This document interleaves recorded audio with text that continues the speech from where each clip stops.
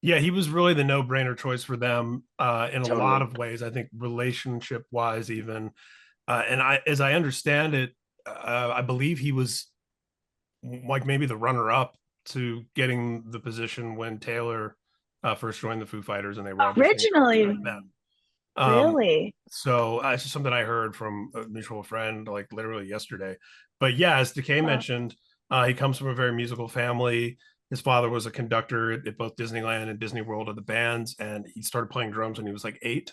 And his rock and roll origin story is he was playing in a Disneyland top 40 cover band Yeah. as a kid when Joe Escalante from the Vandals and Kung Fu Records discovered him. He's a Club 33 member, Disneyland person, discovered Josh Freese there in the band. He ends up in the Vandals, and from there ends up in Perfect Circle.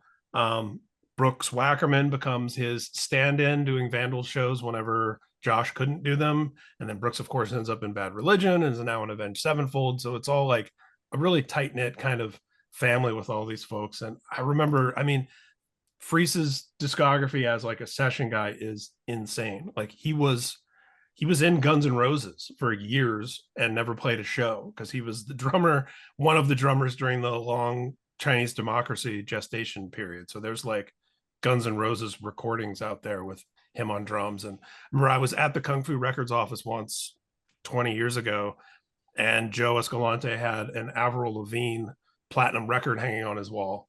And I was like, okay, I got to ask, why do you have an Avril Lavigne platinum record? He's like, it's one of the records Josh played on, and he didn't know what to do with this. He gave it to me.